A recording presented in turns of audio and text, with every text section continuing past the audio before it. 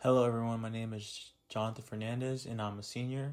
My major is history, and I have a minor in political science. Today, I'll be presenting on climate policy in a global context. Climate change is one of the most debated issues in politics today, and understanding climate policy helps us see how governments respond, why cooperation is challenging, and how global institutions try to create solutions. My goal in this presentation is to explain what climate policy is, why it's politically charged, and how different countries approach it. What is climate policy? Climate policy refers to the laws, agreements, and actions that governments create to address climate change. This includes things like emission regulations, investments in renewable energy, and participation in global climate treaties. Climate change is considered a global political issue because greenhouse gases don't stay within borders.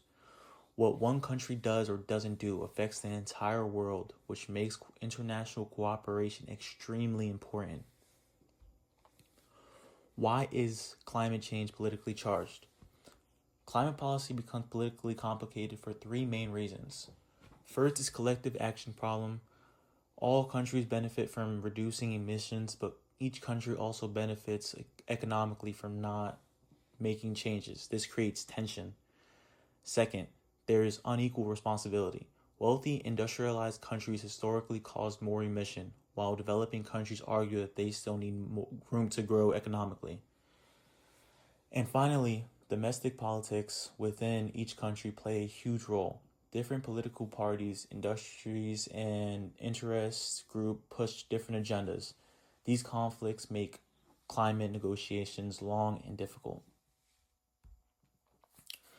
Key global institutions in climate governance. To understand climate policy, we need to look at the main institutions involved.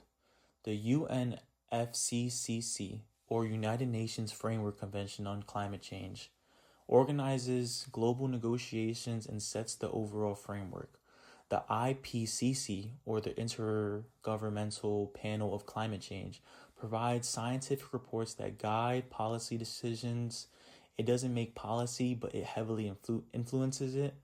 And the COP conferences, which happens every year, allow countries to come together, negotiate, set goals, review progress, and update agreements.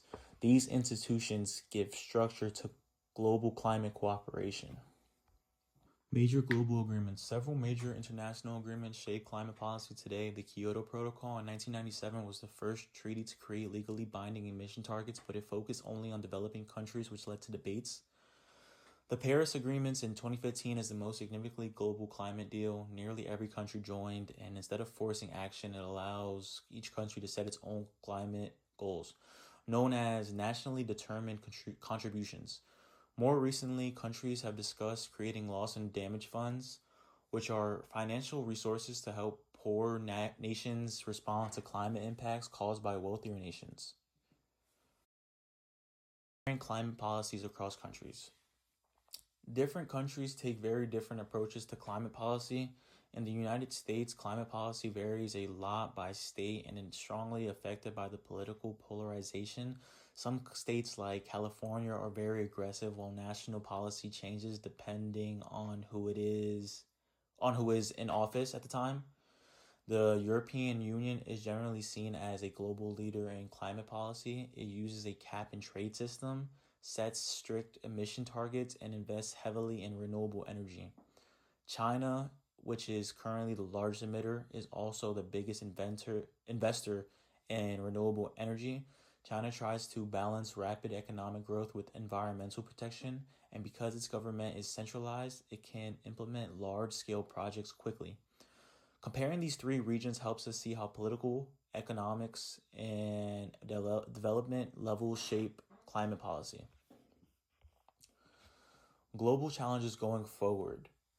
Even with the strong global agreements, there are still major challenges. Funding is a big one. Developing countries need financial support to transition to clean energy and adapt to climate impacts. Technology is another challenge because advanced clean energy technologies aren't evenly available or affordable worldwide. Geopolitics are also play a big role. Climate policy affects international and international relations, trade, migration, and even national security. And finally, enforcement is difficult. International climate agreements rely on cooperation, transparency, and peer pressure rather than punishment. These issues show why climate policy is such a global problem. Thank you for listening. I hope this presentation helps you understand climate policy in a global context and why it's such a challenging but important issue for countries around the world.